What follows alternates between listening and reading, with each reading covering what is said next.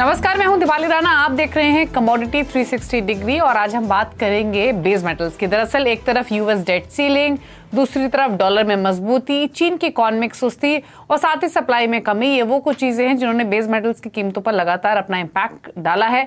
Copper की कीमतों में हमने वापस तेजी लौटती हुई देखी है।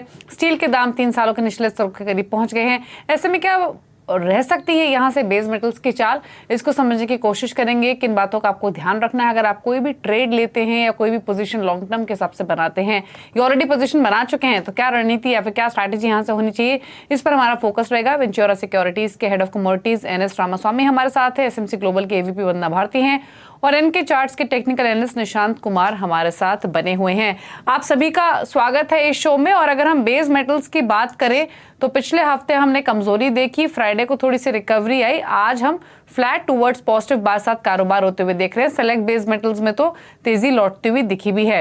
अब सवाल यही है कि यहां से आगे की चाल कैसी रहेगी। और अब तक की अगर हम बेस मेटल्स की बात करें तो कई सारे फैक्टर्स रहे जिन्होंने बेस मेटल्स को इम्पैक्ट किया है। एक तरफ मैक्रो फैक्टर्स हो, माइक्रो फैक्टर्स हो या फिर टेक्निकल चार्ट से क्यों ना हो, सभी वीकनेस इंडिकेट कर रहे थे। पर क्या यहां से बेस मेटल्स बॉटम आउट हो चुके हैं, तेजी के लिए तैयार हो रहे हैं या फिर और वीकनेस बाकी है? सबसे पहले रामास्वामी जी नमस्कार, स्वागत है आपका व्यू लेना चाहेंगे। ऑल्दो सारी नजरें जो हैं वो 2-3 फैक्टर्स पे टिकी हुई हैं। एक तरफ तो चाइना से डिमांड कितनी इंप्रूव होती है, यूएस के नंबर्स और साथ ही साथ डेट सीलिंग पर तो फोकस है ही। अच्छी बात यह है कि दोनों ही पार्टीज पे, चाहे वो डेमोक्रेटिक रिपब्लिकन पार्टीज हो, वो एक अग्रीमेंट पर आ गई हैं। अब जो ये हफ्ता शुरू हुआ है ये बहुत क्रूशल रहेगा। ट्रिगर्स के हिसाब से आपकी नजरें कहाँ रहेंगी बेस मेटल के पर्सपेक्टिव से?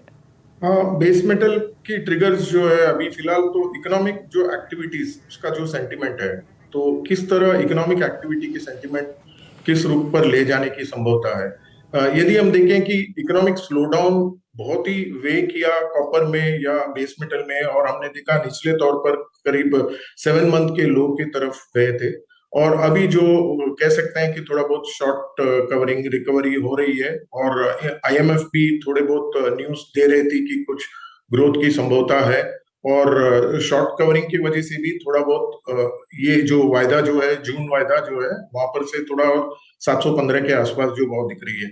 तो इकोनॉमिक डेटा GDP के तौर पर अगर देखें तो एक यूएस की उन्होंने कुछ पॉजिटिव ट्रेंड तो दिखे हैं, लेकिन जिस तरह यील्ड के स्प्रेड जो माना जाता है, जो 2 साल का ट्रेजरी नोट और 10 साल का ट्रेजरी नोट का जो यील्ड का जो वाइडनिंग गैप है, वहां से तो डेटा के GDP डेटा को छोड़ के यील्ड की तरफ यदि हम देखें, स्प्रेड की तरफ, तो वो स्प्रेड ये नहीं दिखाई दे रहा है कि इकोनॉमिक कंडीशंस कुछ हालात अच्छी है। तो हम समझ रहे हैं ये वीकनेस कॉपर में या बेस मेटल में और भी रहने की संभावना है। हालांकि 7 मंथ के लो में जा चुकी थी, तो थोड़ा बहुत बाउंस बैक होके एक 720, 718, 720 तक का मुनाफा वसूली कर लेना चाहिए वहां पर प्रॉफिट बुकिंग, और वीकनेस के तौर पर दोबारा एक 707, 708 तक आने की संभावना है। ओके, तो शॉर्ट कवरिंग के सपोर्ट की वजह से तेजी थोड़ी सी बन सकती है, लेकिन फिलहाल आउटलुक बहुत अच्छा नहीं है कि यहां से एक तरफा तेजी आ जाएगी, ऐसी भी एक्सपेक्टेशंस नहीं है। स्पेसिफिक बेस मेटल्स पर बातचीत करेंगे, लेकिन उससे पहले वंदना, आपका व्यू क्या है? आपको भी लगता है कि यहाँ से थोड़ी बहुत तेजी बनेगी, लेकिन कोई बहुत बड़ी तेजी की उम्मीद नहीं है? क्योंकि अगर आप रिसेंट कुछ रिपोर्ट्स पढ़ेंगे तो एक ये व्यू निकल कर आया है कि कहीं ना कहीं जो बेस मेटल्स हैं वो 6-7 months, base metal price index 6-7 months के लोज टच करने के बाद क्या यहाँ से बॉटम आउट हो चुका है या बॉटम आउट होने की तैयारी कर रहा है? आपका व्यू क्या है इस पर? जी दीपाली, मैं कुछ एग्री कर रही हूँ यहाँ पे, क्योंकि देखा जाए तो ओवरऑल सेंटिमेंट्स फिलहाल तो वीक है, लेकिन इस बीच में ही कुछ पॉजिटिव ट्रिगर्स यहाँ पे आए हैं, खासकर इस हफ्ता के लिए। आज तो मार्केट क्लोज है क्योंकि यूएस मार्केट भी बंद है, लेकिन कुछ ट्रिगर्स है इस हफ्ते के लिए जो पॉजिटिव है। एक तो यहाँ पे है कि डेट सेलिंग की जो टॉक है वो थोड़ी सी पॉजिटिव हुई है, डॉलर इंडेक्स में एक पॉज आया है उसकी रैली में। दूसरी बात यह है कि अगर देखा जाए तो लोअर लेवल बाइंग है, कुछ डेटा इस पर आना है, जैसे चाइना का मैन्युफैक्चरिंग PMI है वो इम्प्रूव होके आना है, जो कि काफी मतलब कहते हैं ईगल आई होता है बेस मेटल ट्रेडर्स को उस डेटा पे। एक और डेटा यहाँ पे जीडीपी डेटा है 3 कंट्रीज का, इटली है, जर्मनी है, इंडिया है। तीनों ही कंट्रीज के यहाँ पे इम्प्रूव होके आने की यहाँ पे संभावना है। तो मेरे ख्याल से कुछ पॉजिटिविटी आई है इस हफ्ते में, आनी चाहिए, और यहाँ से एक लोअर लेवल बाइंग देखने को मिलेगा, और एलएमई में भी एक रिबाउंड जो है देखने को मिलेगा। तो मेरे ख्याल से 380 के हाई से यहाँ पे हम लोगों ने बहुत ज्यादा फॉल आता हुआ देखा, 208 की तरफ आता हुआ देखा जिंक को। जिंक में मुझे लग रहा है कि सबसे ज्यादा रिएक्शन यहाँ पे आना चाहिए। जून कॉन्ट्रैक्ट की बात मैं करना चाहूंगी, मुझे लग रहा है 212 पे यहाँ पे खरीदारी करनी चाहिए, 218 तक का लक्ष्य रखना चाहिए इस हफ्ते के लिए। यहाँ पे जो स्टॉप लॉस है वो यहाँ पे 209 रुपए का लगाना चाहिए। सिमिलरली मुझे लग रहा है कि सबसे ज्यादा इकोनॉमिक रिलीजेस पे पॉजिटिवली रिएक्ट करता है वो है डॉक्टर कॉपर। तो कॉपर में भी मुझे लग रहा है कि एक रिएक्शन यहाँ पे ऑलरेडी देखने को मिला है। 700 का आंकड़ा एक बार आया और फिर वहां से हम लोगों ने रिबाउंड आता हुआ देखा है। तो यहाँ पे भी मैं जून कॉन्ट्रैक्ट रिकमेंड करना चाहूंगी, 715 पे बाय करना चाहिए, 722 का टारगेट होगा। अपसाइड यहाँ पे थोड़ा सा लिमिटेड है, तो स्टॉप लॉस यहाँ पे लगाना होगा 712 का। ओके चलिए, तो यहाँ पर अभी तक तो कॉपर की बात हुई, कॉपर पर ज्यादा कन्विक्शन नजर आ रहा है। ऑल्दो अगर आप दोनों ही गेस्ट का व्यू सुनेंगे अब तक, तो एक छोटी दायरा आपको मिल रहा है कॉपर में। बात करते हैं अब निशांत कुमार से, हमारे साथ बने हुए हैं। निशांत जी नमस्कार। पहले तो कॉपर पर बताइए आपके क्या व्यू हैं, क्योंकि वापस से हमने प्राइसेस सर्ज होते हुए देखे हैं। अब यहाँ से 720 तक के लेवल्स की बात हो रही है, आपका कन्विक्शन क्या कहता है इन लेवल से? किस तरफ के मूव्स एक्सपेक्ट कर रहे हैं अगर चार्ट वाइज बात करें तो, और क्या ट्रेड लेना चाहिए? Afternoon Deepali, I agree. Copper में थोड़ा सा 715 720 तक का बाउंस आ सकता है, थोड़ा शॉर्ट कवरिंग का। बट मेरा व्यू है कि एक बार दोबारा हम लोज रीटेस्ट कर सकते हैं 700 705 के आसपास। तो ये एक थोड़ा short term short covering bounce है, बट जो लास्ट बाउंस है मेरे हिसाब से वो काफी स्टेबल होना चाहिए, बिकॉज वहां पे काफी अच्छी डिमांड आ रही है 695 700 के आसपास। तो कॉपर में मेरे को यहाँ पे अच्छा बेस बनता हुआ लगता है, बट एक डिप एक्सपेक्टेड है। और ये बेस कहाँ बनने की पॉसिबिलिटी है कॉपर में? हाँ, अभी कॉपर में काफी अच्छा बेस बन रहा है 700 के आसपास, 700 705। तो मैं काफी बुलिश हूँ मई कॉन्ट्रैक्ट के बाद से जून एंड ऑनवर्ड्स। तो कॉपर में काफी अच्छा बेस बन रहा है, और मैं यहाँ से आगे के टारगेट्स देख सकता हूँ चार्ट पे। ओके अच्छा, ये तो कॉपर की बात हुई, लेकिन अगर हम बाकी बेस मेटल्स को देखें तो एल्यूमिनियम एक ऐसा बेस मेटल रहा है, अगर आप रीसेंट मूवमेंट उसकी देखेंगे, कॉपर जितने रिटर्न उसने भले ना दिए हो पास्ट में, लेकिन कंपैरेटिवली रेंज उसकी छोटी रही है अगर नियर टर्म मूवमेंट की बात करें। रामास्वामी जी, एल्यूमिनियम पर क्या राय है आपकी? आप क्या रेंज देखते हैं, क्या व्यू है? It is more of A flattish expectation. उसमें कुछ खास मूवमेंट नहीं दिखाई दे रही है। बहुत ही बारीक सा एक अपसाइड होगा तो शायद 208 से 210 तक की संभवता है। पर जिस तरह बेस मेटल का ओवरऑल व्यू थोड़ा बहुत वीकनेस शॉर्ट टर्म के लिए नजर आ रही है, तो हम समझ रहे हैं कि करीब 205 206 तक की मतलब डाउनसाइड प्ले करना ही मुनासिब होगा एल्यूमिनियम में भी। ये सारे गेम जो है, जिस तरह देखते हैं कि पूरे मार्केट में अभी जो लिक्विडिटी के पीछे यदि जा रहे हैं, तो डॉलर इंडेक्स जैसे बढ़ रही है, तो द एसेट क्लास को छोड़ते हुए like dollar is what that is cash is preferred. तो मैं समझ रहा हूँ कि इस तरह का डॉलर इंडेक्स का बढ़ना और जो एसेट क्लास में वहां पर इन्वेस्ट करना, थोड़ा बहुत बेस मेटल्स में इंपैक्ट करना, या इकोनॉमिक इंडिकेटर बहुत खास नहीं आना अभी फिलहाल। तो जून 1 को जो चाइना का जो मैन्युफैक्चरिंग इंडेक्स आएगी, वहां पर से एक दायरा एक अच्छी तरह से मिलने की संभावना है। और जैसे प्रीवियस स्पीकर ने बताया, जो डेट सीलिंग का जो कंडीशन है, तो मैं समझ रहा हूँ एल्यूमिनियम पैक भी वही एक निचले के तौर पर ही एक संभावना है, वीकनेस के तौर पर सेल करके करना अच्छा होगा, मुनासिब होगा। ओके अच्छा, निशांत आपका व्यू एल्यूमिनियम और जिंक इन दोनों पर क्या है, अगर हम सिर्फ अगले कुछ सेशंस या इस हफ्ते की बात करें लेवल्स के हिसाब से?